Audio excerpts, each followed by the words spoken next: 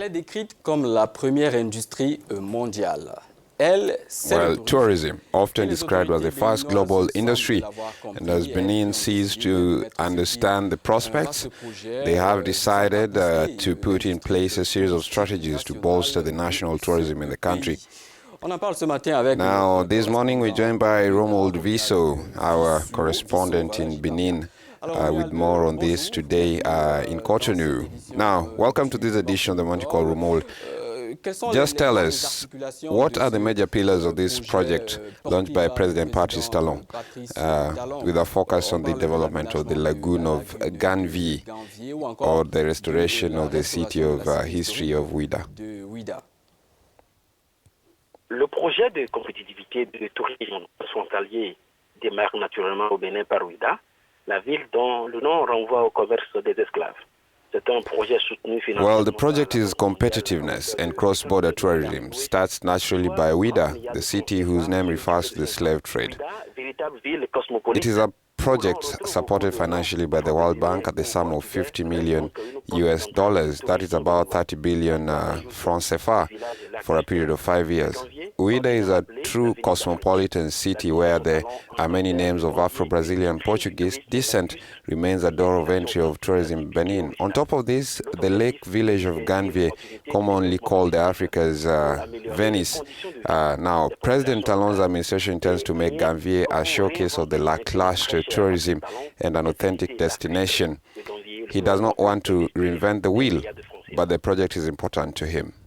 And beyond the few sites the country has, what is the potential of tourism in Benin, which President Patrice Talon wishes to make a vehicle for growth and for the creation of jobs?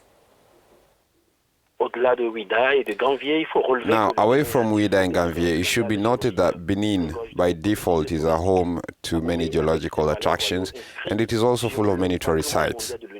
Take, for example, Abomi, with its royal palaces, for example, is inscribed on the World Heritage Records with the UNESCO. Not to forget the palace home in Porto Novo. Now, there are also destinations with nature trails that constitute the parks of the Penjari, and it must also be noted that Benin is the cradle of voodoo. If you can recall Ouida 1992. Voilà, Romuald, un mot pour terminer sur now, to just end this interview, how about the quality of hotels and road infrastructure in Benin, Romuald? To these destinations, are they able to reach the level of Senegal, where they are? En matière de tourisme en Afrique, cette ambition est-elle réalisable à votre avis? Benin is getting modern at its own pace. Former President Boniai had struggled hard to tarmac hundreds of kilometers of road, and Patrice Talon, in his mandate, is also planning to make about 1,362 kilometers of the road network. Today, Benin is in the process of having 3 international airports. That of Cotonou will be joined by the airport of Glodjibe, whose works were recently launched. Now, in the north, Tourou Airport is in the final phase. In terms of hotel infrastructure, efforts are being made in this area. Nowadays, there are several 4-star hotels.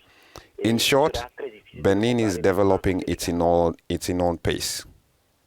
Voilà, c'était notre correspondant au Bénin à l'instant, Romuald Viso. Now, that was Romuald Viso talking to us about the project launched by Benin President Patrice Talon.